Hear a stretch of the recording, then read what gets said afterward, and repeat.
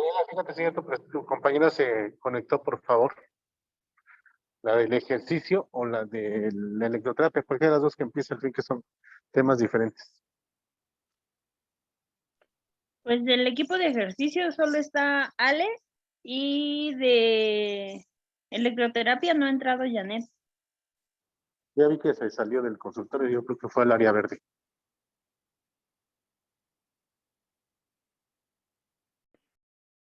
Déjale pregunto entonces.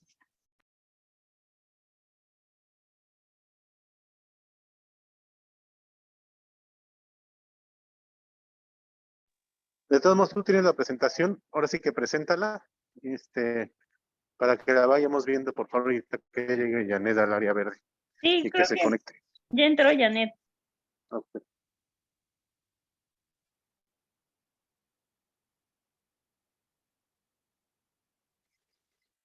Hola, ¿tu compañera?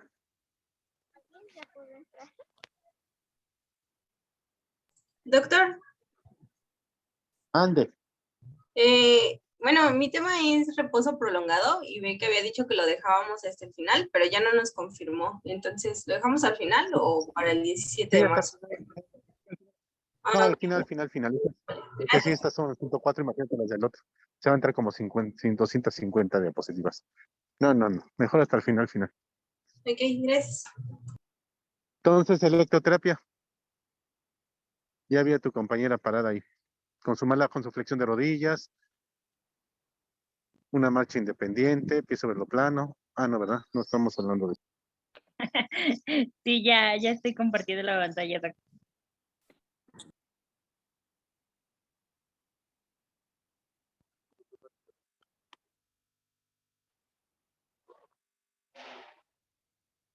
¿Listo, chicuela? ¿Alguna pregunta, niños, de lo que hemos visto hasta ahorita? Del calor. En una artritis séptica no se pone calor, recuerden eso, porque van a incrementar el flujo sanguíneo y van a provocar que el paciente se vuelva a infectar.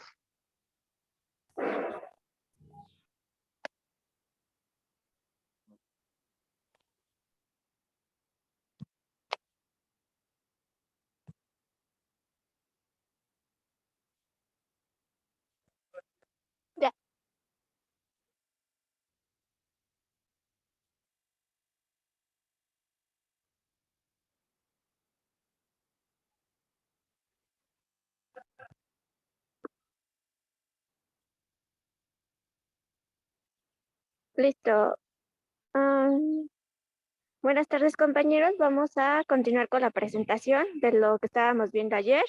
Y nuestro último tema es electroterapia. Para empezar, ¿cómo la vamos a definir?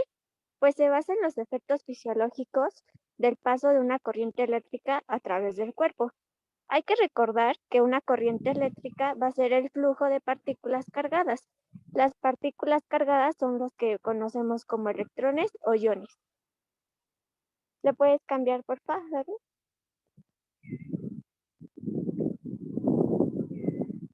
Un poco de historia. A finales del siglo XVII y al principios del siglo XIX, hubo un resurgimiento en el interés por las aplicaciones médicas de las corrientes eléctricas. Y tenemos que en 1791, Galvani publicó por primera vez la producción de contracciones en el músculo al poner en contacto un metal con un músculo de rana. A este fenómeno se le conoció como electricidad animal. Pocos años después, fue Volta quien construyó el precursor de la batería y fue Galvani quien utilizó este dispositivo para generar la corriente y provocar las contracciones musculares. A este fenómeno fue el que se le conoció como corriente galvánica. Por un intento por comprender cómo las corrientes eléctricas provocaban contracciones musculares, siguiente por favor, fue hasta que llegó Duchenet, que cartografió las localizaciones sobre la piel en las que la estimulación eléctrica provocaba de forma más efectiva la contracción de los músculos específicos. A esto se le conoció como el fenómeno de los puntos motores. Pero fue durante la década de 1830 que Faraday descubrió que las corrientes eléctricas bidireccionales podían ser inducidas por un imán en movimiento. Y esto es lo que se le conoce como las corrientes farádicas. Este tipo de corrientes también se puede utilizar para generar contracciones musculares. Es importante saber que la estimulación eléctrica tiene muchas aplicaciones de clínicas en rehabilitación, por ejemplo, para producir contracciones musculares, para fortalecer y mejorar la resistencia y el control motor y controlar el dolor. Siguiente, por favor, Dani. Es importante también hablar sobre los dispositivos. Tenemos dispositivos de estimulación externa que son utilizados para administrar corriente por vía transcutánea. Estos van a estar formados por una fuente de energía, por controles para ajustar las características de la corriente de salida y por enchufes para conectar los cables de los electrodos. También tenemos otro tipo de dispositivos que son los estimuladores eléctricos portátiles, que estos son de menor tamaño. De hecho, se describe que el tamaño de su cámara, más bien, se describen que el tamaño es como de una cámara pequeña y su pila es de 9 voltios. Por último, tenemos los estimuladores de uso clínico, que son como de mayor tamaño y de hecho se describen que son del tamaño de un horno del tostador. Los cables de los electrodos conectan el dispositivo para estimular a los electrodes que están situados en la corriente de la piel del paciente para aplicar la corriente. ¿Le puedes dar un clic para que vean una imagen? Y esta imagen pues muestra, no sé si alcanzan a ver el número 1, que aquí nos habla sobre los controles para ajustar los parámetros. El 2 nos habla sobre los enchufes para los electrodos. El 3, que es la fuente de alimentación. Siguiente, por favor. Y bueno, también es importante que hablemos sobre ondas. Las ondas más que nada va a ser la representación gráfica del flujo de corriente a lo largo del tiempo. En el eje vertical, como lo vamos a ver en la imagen superior derecha, el eje vertical va a representar la dirección del flujo de la corriente y el eje horizontal nos representa el tiempo. Y vamos a tener 3 tipos de ondas que se pueden dividir en una corriente continua, una corriente alterna y por último una corriente pulsada. La corriente continua nos hace referencia que es el flujo continuo de partículas cargadas que fluyen en una dirección. Este tipo de corriente es el que sale de una batería y esta corriente continua es como la que vemos en la imagen que está, inferior, del lado izquierdo. La corriente alterna, pues es este flujo bidireccional y continuo de partículas cargadas. Este tipo de corriente es el que sale del enchufe de la pared y su uso clínico es para controlar el dolor y para la contracción muscular. Siguiente, por favor, Dani. Y ya les comentaba que tenemos otro tipo de corriente, que es la corriente pulsada, que este es el flujo interrumpido de partículas cargadas en el que la corriente fluye en una serie de pulsos separados por periodos en los que no hay corriente. Esta está producida por la batería y se emplea para el control del dolor, la cicatrización tisular y la contracción muscular. Siguiente, por favor. Y bueno, hablando de todo esto, ¿cuáles son los efectos de estas corrientes eléctricas? Principalmente van a estimular los potenciales de acción de los nervios.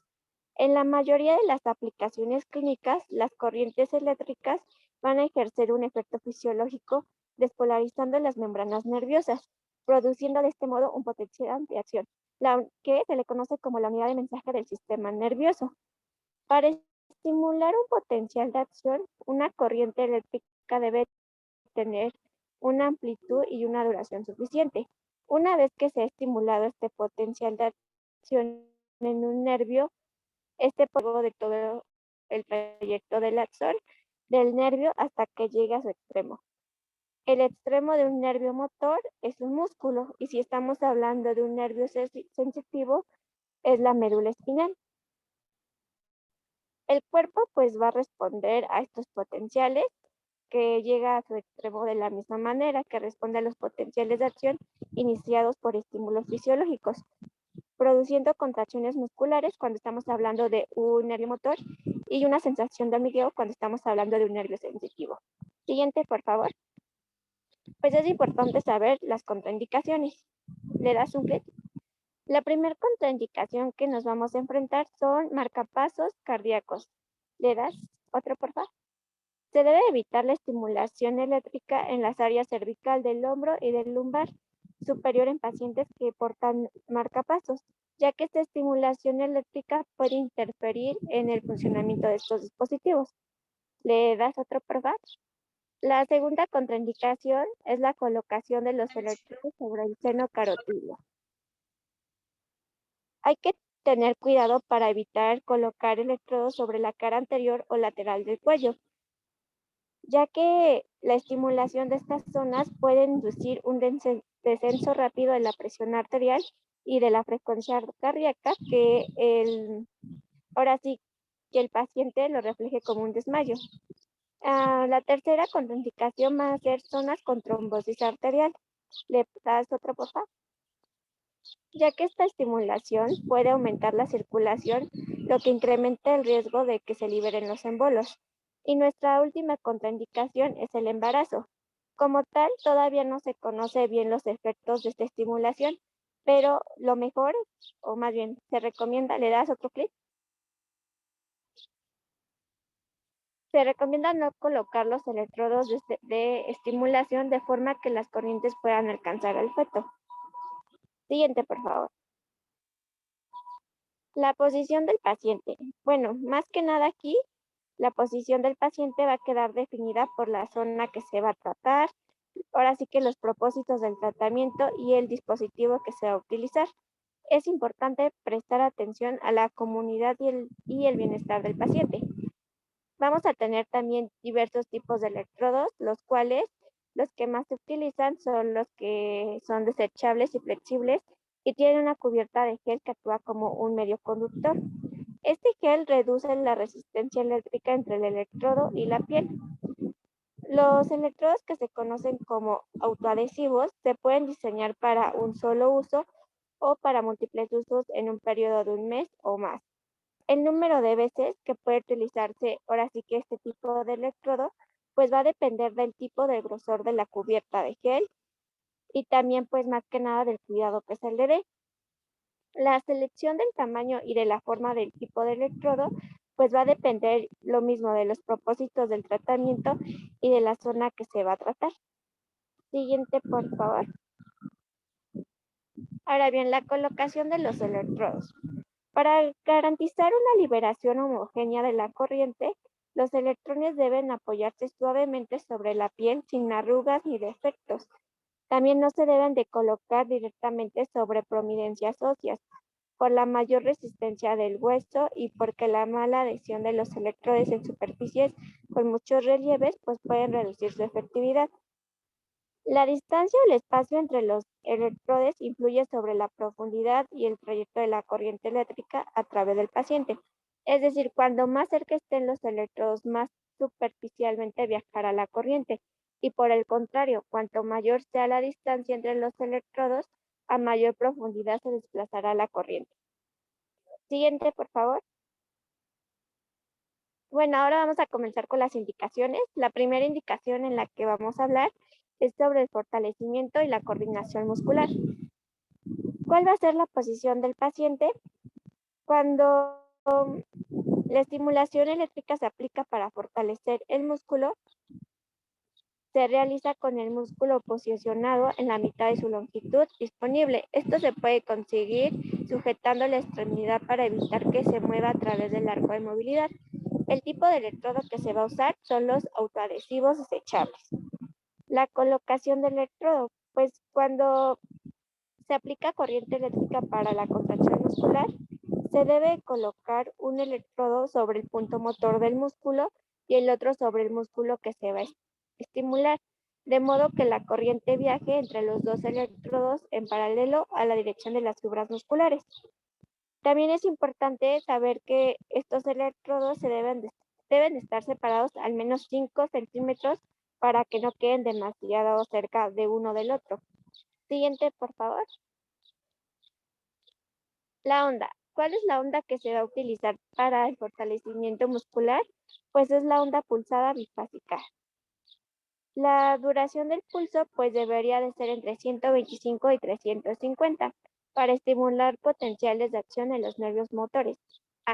Y antes que se me olvide, la imagen pues representa esta colocación de los electrodos que les comentaba hace un momento. Ahora sí, el tratamiento para el fortalecimiento muscular, pues por lo general es que dure lo suficiente para permitir entre 10 y 20 contracciones. Para ello suelen necesitarse cerca de 10 minutos. Siguiente, por favor. La otra indicación es para controlar el edema y mejorar la circulación. Aquí, ¿cuál es la posición del paciente? Se debe colocar al paciente con la zona afectada elevada para ayudar a que fluya el líquido desde la extremidad hasta la circulación central. Aquí en este caso, las contracciones musculares estimuladas eléctricamente pues van a ayudar a reducir el edema, a mejorar la circulación mediante la compresión intermitente de las venas y de los vasos linfáticos. El tipo de electrodo pues va a ser el mismo, autoadhesivo desechable. La colocación aquí se deben de colocar en los músculos que rodean a las principales venas que se van a drenar en la zona. Por ejemplo, cuando hay edema en el pie, se deben de colocar los electrodos en la pantorrilla del mismo lado. Siguiente. Y le das otro clic. Bueno, ahí tenemos la imagen de lo que les mencionaba de la colocación de los electrodos que se debe de colocar en la pantorrilla del mismo lado si el edema está ahí. ¿Qué onda se recomienda? Pues lo mismo, es una onda pulsada bifásica y la duración debe ser igual de 125 a 350. El tratamiento se aplica durante de 20 a 30 minutos por sesión, aunque se puede utilizar más de una vez al día si es necesario para controlar el edema. Siguiente, por favor. Nuestra otra indicación es la estimulación del músculo denervado. ¿Cuál va a ser la posición del paciente? Pues se debe de colocar al paciente de tal manera que se pueda acceder fácilmente al músculo o a los músculos que van a estimular. El tipo de electrodo se va a utilizar una sonda de pequeño diámetro como un electrodo activo para focalizar la estimulación y producir las contracciones, mientras que se utiliza un electrodo autoadhesivo de mayor tamaño como electrodo inactivo para completar este circuito. Otra opción también del tipo de electrodo es que se puede ahora sí que ocupar un activo e inactivo y que sean autoadhesivos. Siguiente, por favor. Ahora bien, ¿cuál va a ser la colocación de los electrodos? Pues se debe de colocar el electrodo activo en el punto con mayor respuesta eléctrica del músculo que se va a estimular y se debe de colocar el inactivo para que se utilice para completar el circuito y no para producir como tal estas contracciones. ¿Cuál es la onda? Pues aquí ya cambia la onda es corriente continua y el tratamiento. Para que haya una mejor estimulación en general se debe aplicar de 20 a 30 minutos por sesión, aunque se puede utilizar durante mucho más tiempo y más de una vez al día. Siguiente, por favor. Ay, bueno, ya ahí tenemos. La siguiente indicación es para controlar el dolor. ¿Cuál es la posición del paciente? Pues el paciente ahora sí que aquí debe de estar en una posición cómoda para controlar el dolor agudo. El tipo de electrodo en general se utiliza electrodos desechables autoadhesivos y la colocación es colocar los electrodos alrededor de la zona dolorosa. Pero ¿qué pasa aquí? Cuando los electrodos no se pueden colocarse sobre esta zona dolorosa o cerca de ella porque no se tolera la aplicación local de estos electrodos, estos se pueden colocar proximalmente al foco doloroso o a lo largo del trayecto de los nervios sensitivos que se va a inervar esa zona. Siguiente, por favor. Aquí la onda va a ser pulsada bifásica. La duración del pulso. Vamos aquí a tener unas ondas de alta frecuencia y de baja frecuencia. Las de alta frecuencia, su duración debe ser de 50 a 80, mientras que las de baja frecuencia de 200 a 300. El tratamiento va a ser que se debe aplicar durante 20 o 30 minutos cada 2 horas. Siguiente, por favor. Y nuestra última indicación es la cicatrización de heridas. ¿Cuál va a ser la posición del paciente? Colocar al paciente de modo que se vea más fácil la herida y se minimice la presión sobre esta herida. El tipo y la colocación del electrodo, pues se utilizan 2 o más electrodos, 1 o más de tratamiento sobre la herida o sobre de ella. El electrodo de dispersión debe estar cerca de la herida. De hecho, hay una imagen, ¿le puedes dar? Dale otro. Y creo que aparece una imagen. Sí.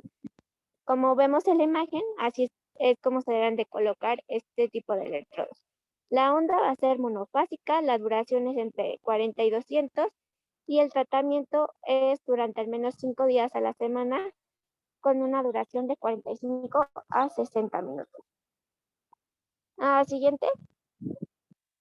Bueno, esa era la última, pero Dani y yo les traemos un video sobre los medios físicos, colocamos los más importantes, que eran termoterapia y crioterapia. No sé si puedes poner el video, Dani. Sí, dame un segundito. Sí.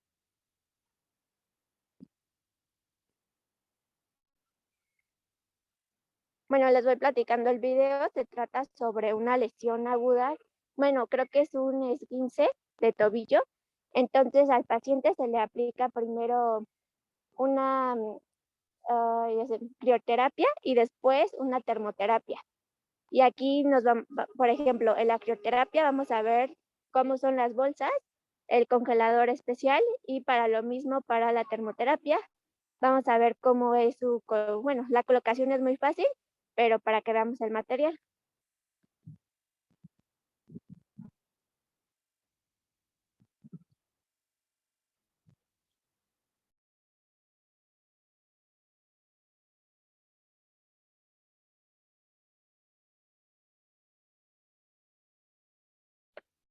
Ya casi está cargando.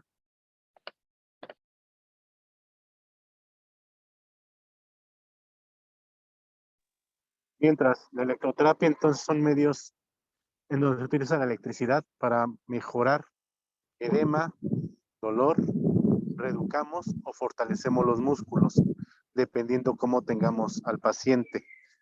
La corriente puede dividirse en cuanto a frecuencia de 0 a 1000, de 1000 a 10.000 y más de 10.000 Hz. Y va a depender esa frecuencia lo que queremos reeducar, fortalecer o relajar. En un paciente, por ejemplo, que tiene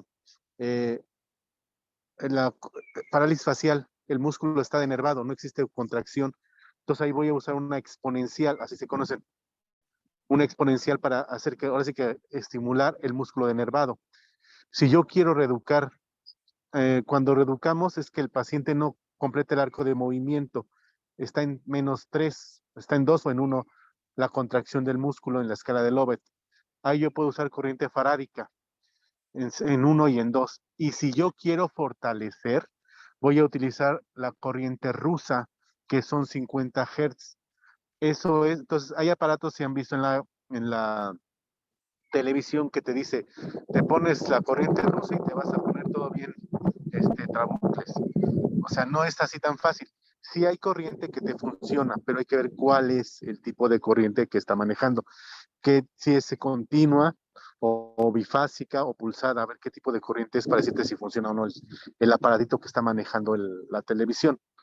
Y por otro lado, la corriente o los tipos de corriente generalmente se manejan simultáneamente con algún calor. Puedes manejar una compresa húmedo caliente, por ejemplo, porque ahorita me duele la espalda, por cierto. Tiene el dolor de espalda, pones corrientes interferenciales o bifásica o TENS y le pones compresa húmedo caliente en la región dorsal, por ejemplo. ¿Sí? Entonces tienes que trabajar al paciente con calor más las interferenciales o más la electroterapia para que funcione mejor. ¿Sí?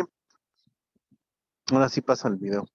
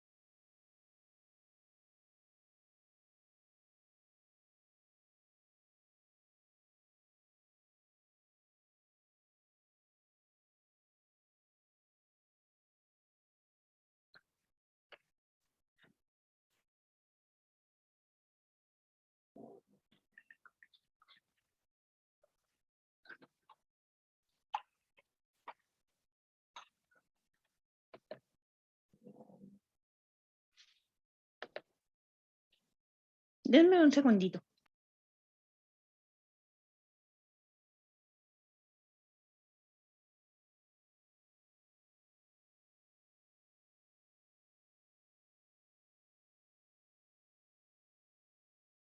Inflamación y del edema. Vamos a esperar durante unos 15 minutos a que pase los efectos de la crioterapia y procederemos a aplicar la termoterapia. Igual con una compresa caliente sobre el área del tobillo. Ya que hayan pasado los 15 minutos de haber aplicado la compresa en frío, procederemos a retirarla .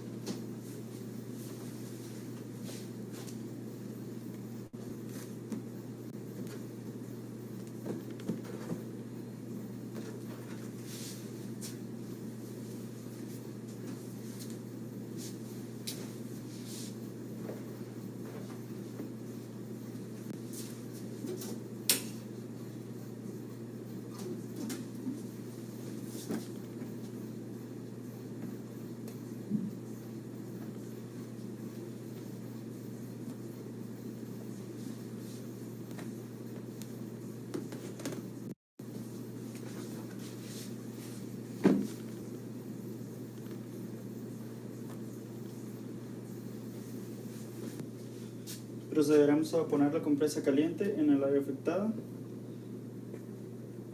y vamos a intentar, o tratemos siempre de preguntar si el paciente tolera el calor. Ahora sí. Esperaremos a que la termoterapia, la compresa caliente, tenga sus efectos, lo cual es la vasodilatación, el aumento del drenaje linfático y una aceleración del proceso desinflamatorio y analgésico. Lo dejaremos aquí durante unos 15 minutos y luego ya procederemos a retirar. Ya pasados los 15 minutos, retiraremos la compresa caliente y terminaremos con lo que es el proceso de frío y calor para la mejora de un esguince de tobillo.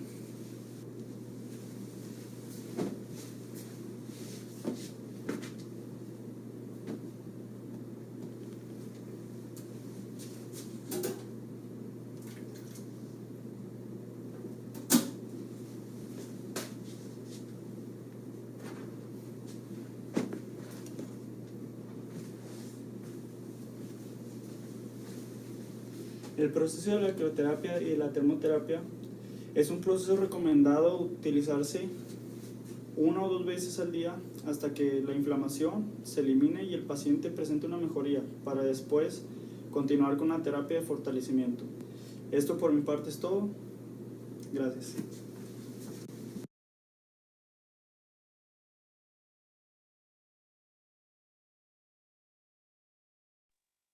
Entonces, recuerden chicos, la electro, la crio y la son medios físicos que se pueden usar para los pacientes en procesos agudos o crónicos, dependiendo, y aparte si quiero fortalecer, educar o reeducar un músculo.